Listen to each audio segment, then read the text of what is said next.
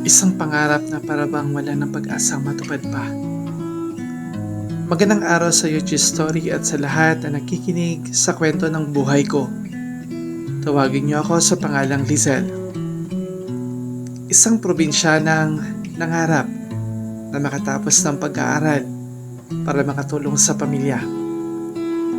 Katong bata pa ko, nakita na ako kung unsa kalisod ang panginabuhi namo sa bukid. Pag-uuma akong ginikanan, ang among mga tanom o lamang among gisaligan para makakaon mi. Upat mi kamagsuon, ako ang kinamagulangan. Sa una, miskwela ko, naasin ray sudan.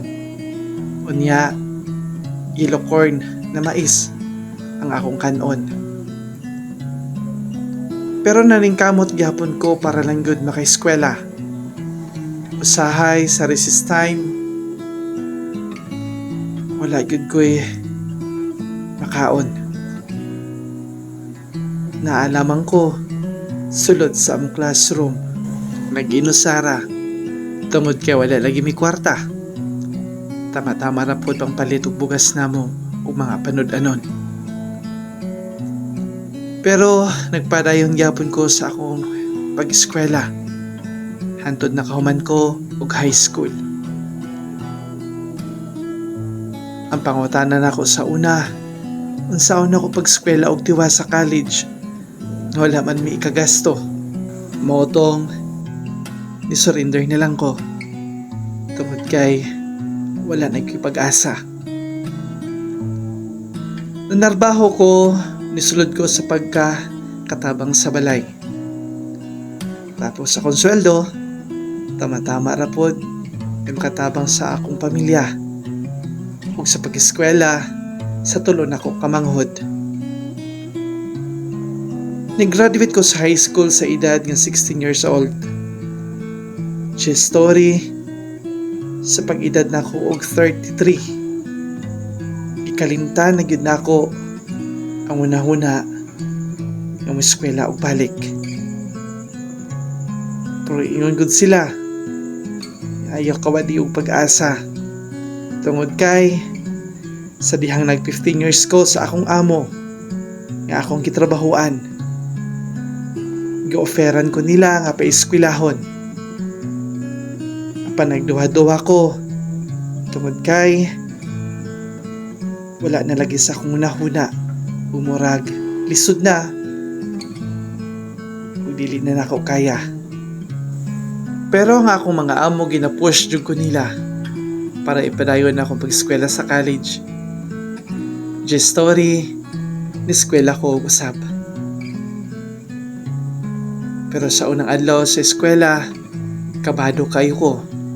Tungod kay dugay na lagi ta, wala ka balik og eskwelahan. Buotan kayo akong mga amo ug masinabtanon kaayo. If kabalo sila nga ating exam nako, dili ko nila disturbohon. Sila na magluto silang pagkaon ug apilan ko nila. Sa kuna-huna just story siguro reward ni sa Ginoo sa ako Tungod kay ang ilahang kaayo wala na ko abusari. Gipakita na ako sa akong mga amo na nagtinarong ko sa akong pag-eskwela. Bisan pag gipa-eskwela ko nila, ilagyapon kong ginasweldohan. Hangtod, nag 4th year college ko. Ugamay nila yung pag-antos, makahuman ako. Niabot gyud ang time na graduation na namo, ug present akong pamilya. Then after sa graduation namo, nangaon mi sa labas, kauban ang akong mga amo ug ilahapag yung gasto. Mapasalamaton kayo ko sa ilaha. Ug wajud ko nila biyae, hangtod ni Tiko Uglet. Chess story, dako kayo akong kalipay.